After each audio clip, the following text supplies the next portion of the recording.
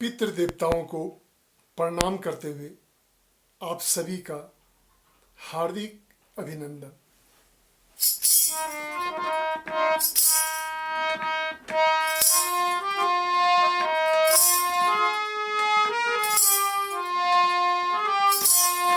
जय जय पितरजी महाराज मैं शरण पड़े हूँ थारी। जय जय पितरजी महाराज मैं शरण पड़े हूँ थारी। आप ही रक्षक आप ही दाता आप ही खेवनहारे। आप ही रक्षक आप ही दाता आप ही खेवनहारे। मैं मूर्ख हूँ कुछ ना जानू, मैं मूर्ख हूँ कुछ ना जानू, आप ही हो रखवारे। जय जय पितरजी महाराज मैं शरण पड़्यो हूँ थारी। जय जय पितरजी महाराज मैं शरण पड़्यो हूँ थारी।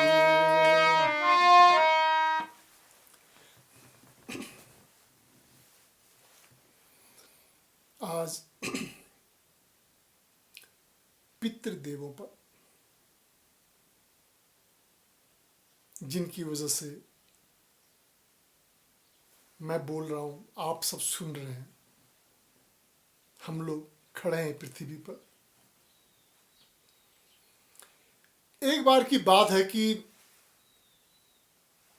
एक कल्प में रुचि नाम के एक प्रजापति थे। यह कथा व्यास जी द्वारा रचित गरुड़ पुराण से ली गई है। व्यास जी को प्रणाम करते हुए तो वो रुचि नाम के प्रजापति जो थे, अब उनको पता नहीं अचानक क्या हुआ, उनको ये परिवार तो उनका था ही नहीं, मतलब ये शादी शुदी ये गृहस्थ से उनको मतलब मन हट गया उनका कि हम शादी नहीं करेंगे और बस हो गया, छोड़ दिया उन्होंने। इस शादी तरफ को गृहस्थी की तरफ को उन्होंने सोचा ही नहीं और निकल पड़े इधर उधर, कभी यहाँ घूम रहे कभी वहाँ घूम रहे। तो अब कुछ भी नहीं है। देखिए मनुष्य को जो होता है हर चीज का एक लाइन होता है। इंसान जो है कोई ना कोई रास्ता उसको पकड़ना होगा। सन्यास का रास्ता पकड़ ले, अच्छी बात है। लोग इंसान बचपन से सन्यास में चले जाते हैं या फिर गृहस्थ में आए, फिर वो अब गृहस्थ भी ना हो सन्यास भी ना हो, उसका रास्ता रुक जाएगा, वो कहीं का नहीं रहेगा। गृहस्थ भी अच्छा है, सन्यास भी अच्छा है। सन्यास में लोग बचपन से ही ज्ञान योग के द्वारा अपने घमंड को खत्म कर देते हैं, अहंग को खत्म करते हैं। ठीक है, अच्छी बात है, क्योंकि वो भी वही रास्ता परमात्मा के पास जाने का। लेकिन कोई गृहस्थ भी ना अपनाए और सन्यास को भी ना अपनाए हैं तो वो क्या करेगा, वो तो कहीं का नहीं रहेगा। तो वो ऐसे ही घूम रहे, उनकी उम्र भी बढ़ने लगी, कभी इधर भटके कभी उधर भटके, बस हैं मस्त हैं बिल्कुल, हैं न लेना न देना, न किसी से कोई मतलब, न कुछ है। तो ये देख करके उनके जो पितृजन थे, पितृ लोग जो होते हैं आप सभी जानते हैं। देखिए जो पितृ लोग जब इस पृथ्वी पर थे, हमारे पितृ लोग, तो उन्होंने हमारे लिए हमारी बहुत सेवा की, अपने वंशों की। जैसे छोटे बच्चों की माता पिता करते हैं, खाना बनाना, कपड़ा धोना, हर चीज़ जो चीज़ उनको चाहिए बच्चों के लिए, तो उनका जान प्राणी रहता है। तो वो जब गुजरते हैं तो उसी प्यार को लेकर के गुजरते हैं। उनके मन में जो भावना रहती है बच्चों के प्रति, उसी भावना को लेकर के वो शरीर भी त्यागते हैं। तो जहाँ पर भी रहते हैं पितृलोक में, वो भाव उनके अंदर रहता ही है, प्यार का भाव अपने वंश के प्रति, है ना। वो बिल्कुल हमेशा अपने वंश के मतलब उद्धार के लिए, कल्याण के लिए लालायित रहते हैं।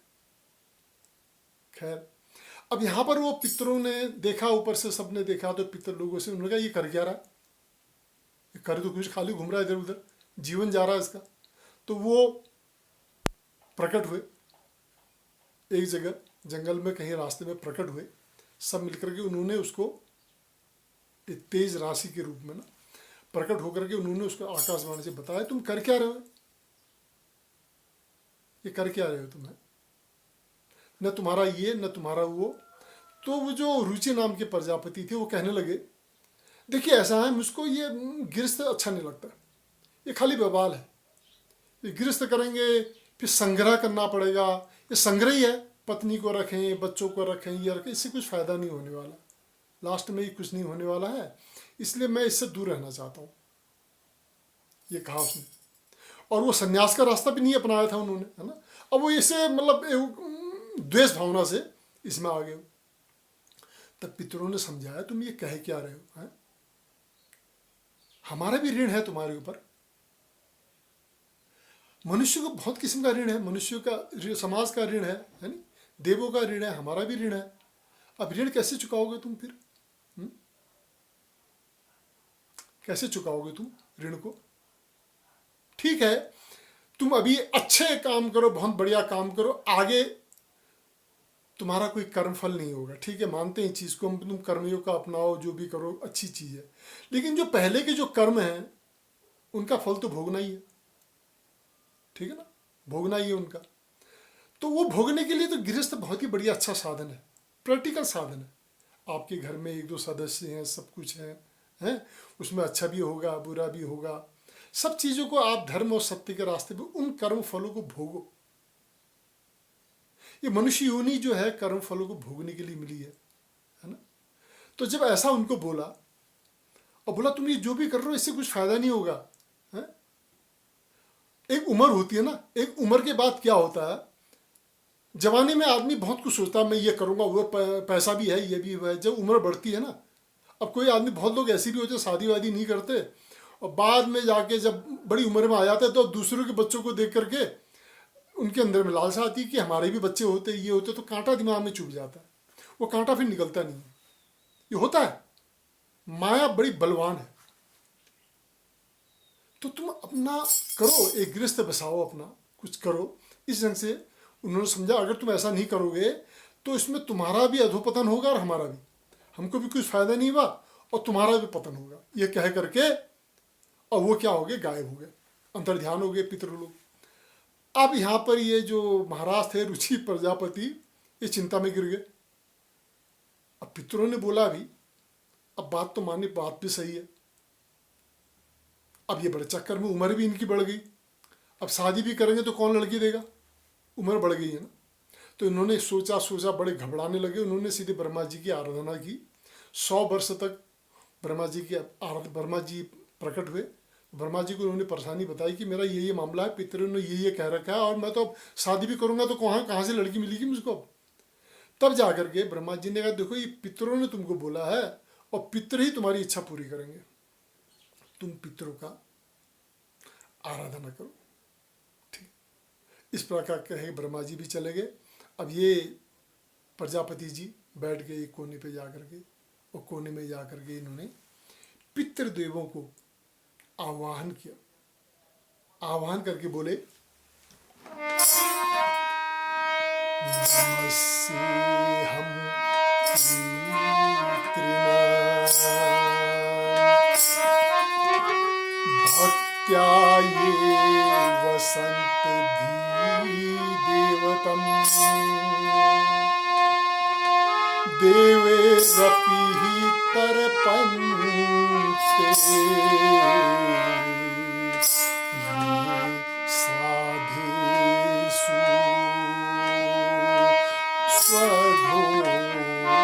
स्वधोतरेः।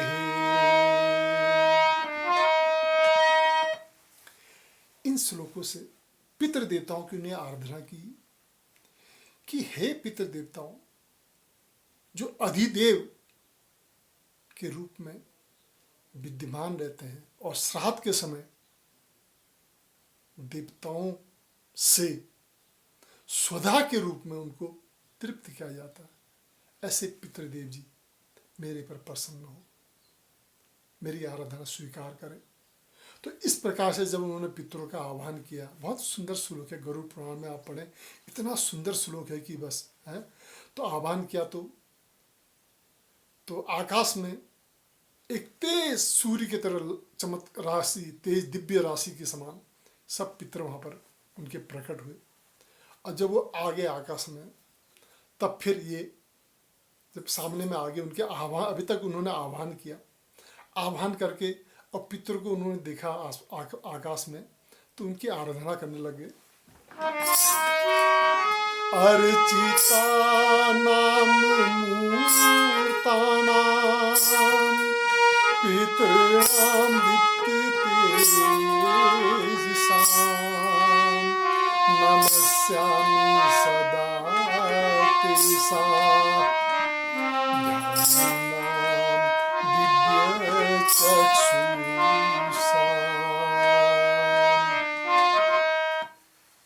इस तरह हे देवताओं, हे पितर देवताओं, जो अमूर्त रूप में है, दिव्य दिव्य चक्षु से संपन्न है, जो ध्यान में लगे हुए, ऐसे पितर देवताओं मैं आपको बारंबार प्रणाम करता हूँ।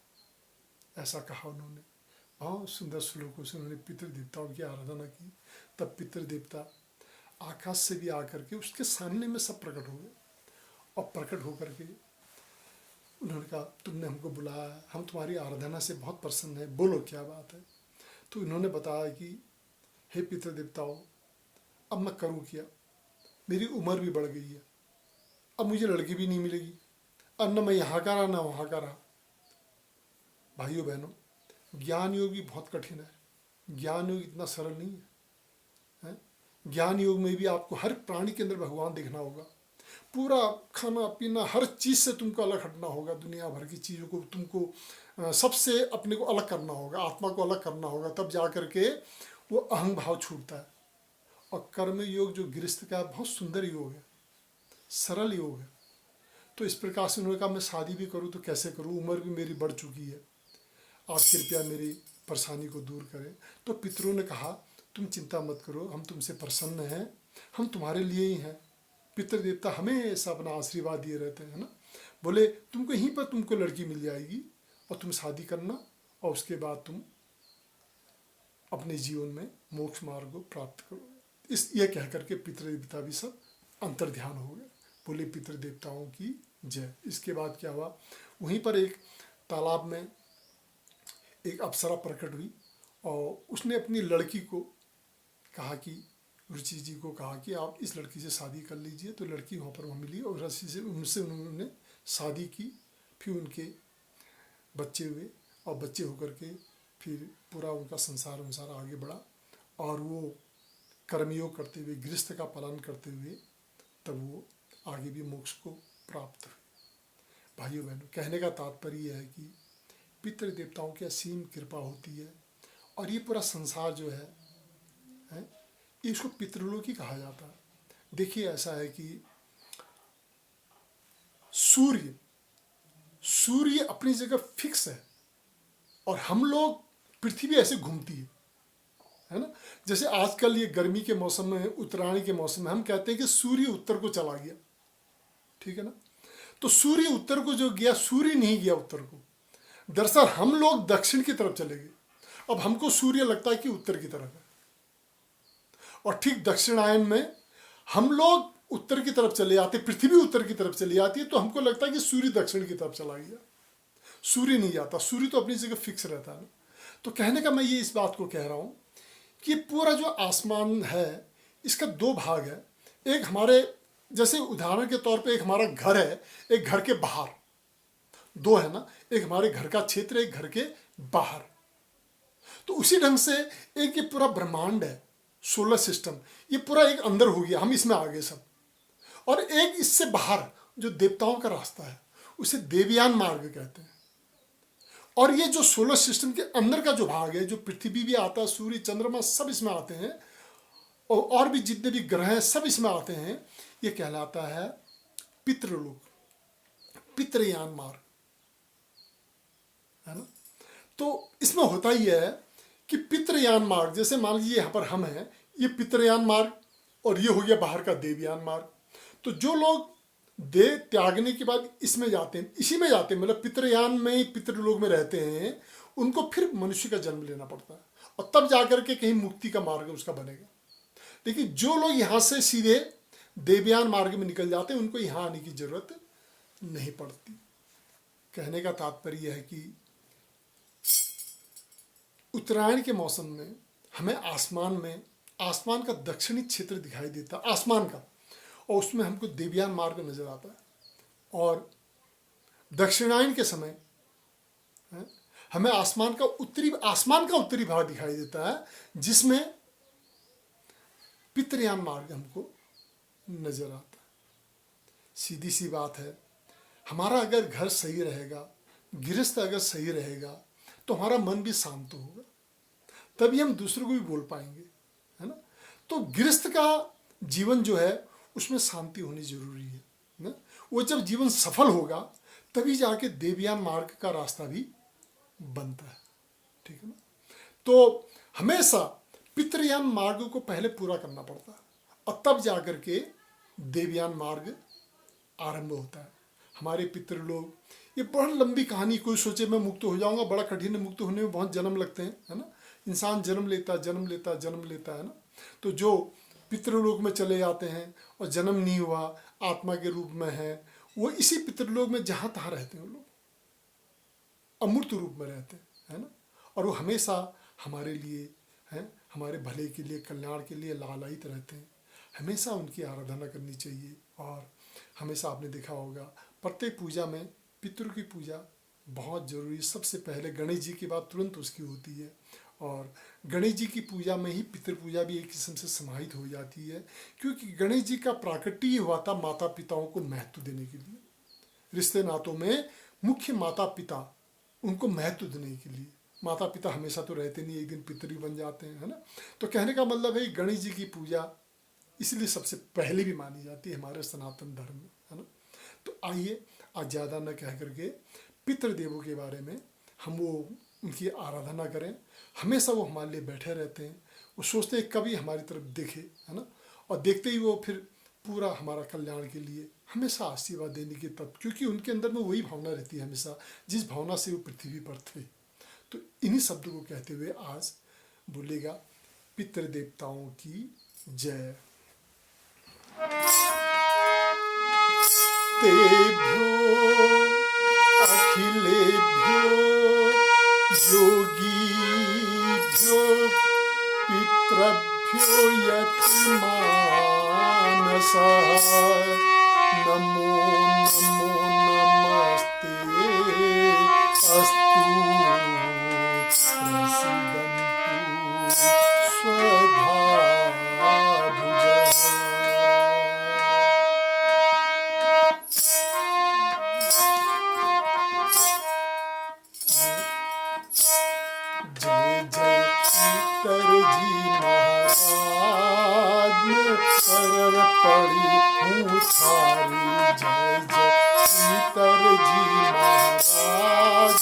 मैं शरण पड़ी हूँ थारी।